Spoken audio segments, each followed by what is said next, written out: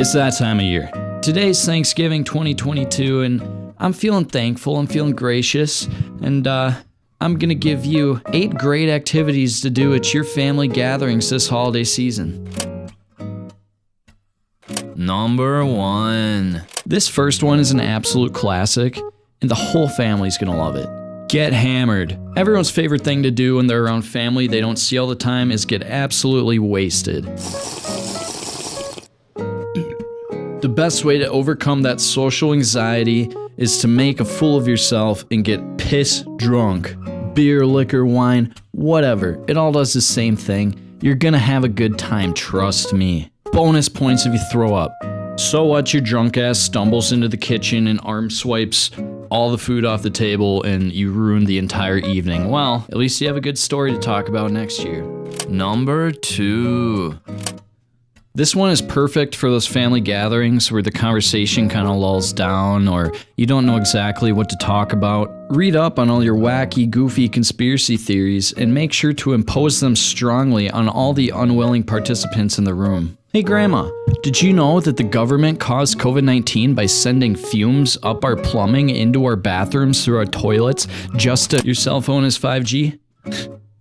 Have fun getting microwaved by the government. I know most of you are going to have some sort of a crazy uncle or distant relative that's going to spew out these conspiracies anyway, so you might as well join in on the fun and try to out-conspiracy the conspirator. Number 3.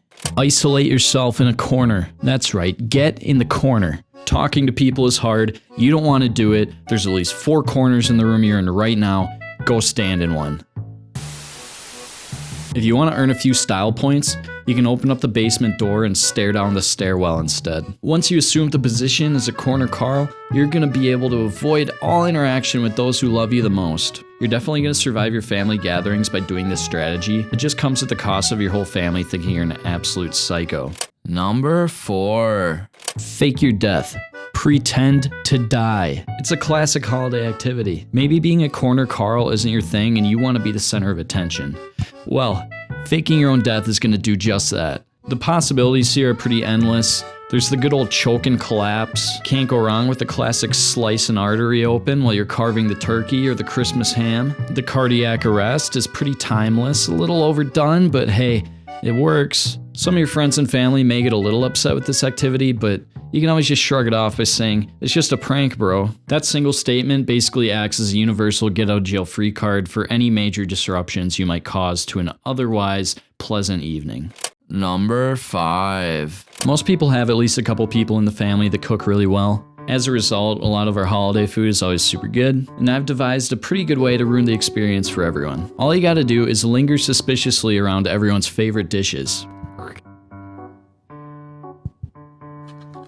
No, I'm not doing anything to the mashed potato.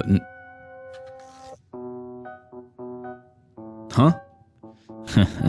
What do you mean I'm suspiciously lingering around the food? I would never do any sort of lingering, especially suspicious lingering. Couldn't possibly be me. Everyone's gonna be at least a little freaked out about this, and while they still will put the dishes on their plate, they're not gonna be able to eat it without thinking about what the hell you were doing around it. You get to sit at that table and watch everyone around you hesitantly go for the first bite of food. And although you've done nothing to it and the food still probably tastes great, no one's gonna be able to fully enjoy it, and that's on you. Number 6. Small talk can get really boring really fast. You haven't done anything interesting over the past year to talk about anyway. You might as well dive down into the juicy stuff. It's time to bring up everyone's questionable life decisions. Hey man, remember that time you sent your banking details to that chick in South America who turned out to just be a scam artist? You haven't financially recovered yet? So how the NFTs doing? What about the time you entered a Papa John's at 3 a.m. to get food and they had to call the cops on you because you wouldn't leave until your pizza was boneless? You guys didn't hear about that? How about the time you started making YouTube videos, dumbass? Number 7. We've all been here. Your grandma, your aunt, or whoever has this great recipe for dessert. The whole family digs in, everyone's loving it, but it's time for seconds. And as you peer into the pan, there's one piece left. just one. Now, what normally would happen is it would just sit there for a while. Nobody wants to be the bad guy that's gonna eat this last piece, and so they leave it. And only when it dries out and gets a touch crusty does someone finally eat it. Well, no more. I'm here to put an end to that. There's only one way to decide who gets this last piece. Fight to the death. Put the dukes up, go to town. A tournament of champions where the grand prize is that last piece of cake. Get creative with it. Get some ropes up. Make a proper ring. The fight doesn't end until they're knocked out cold. No mercy here. No throwing in the towel. Maybe you can do what the WWE does with the briefcase matches, and it's just a free-for-all, and the first person to get their grimy mitts on the briefcase wins. Except in this case, it's a piece of pie or something. This fun family activity is really going to bring the blood, sweat, and tears to the next gathering. And don't underestimate Great Grandpa Ted. He's really got a mean right hook. Number 8. One of the worst things about family gatherings is the end. If your family's anything like mine, the time between the first family announcing their departure and when they actually leave can range anywhere from 2 to 7 hours. And I'm from the Midwest, and our Midwest goodbyes are some of the best that you will ever see. Here's a fun activity to get around this. You've got a great idea. The whole family, everyone at the party, is gonna play a game of hide and seek, and you volunteer to seek. You play to your standard family hide and seek rules, you know, everyone's got them. And you do your due diligence, you count to 60 or 100 or whatever the hell it is, and that's it, you're gone.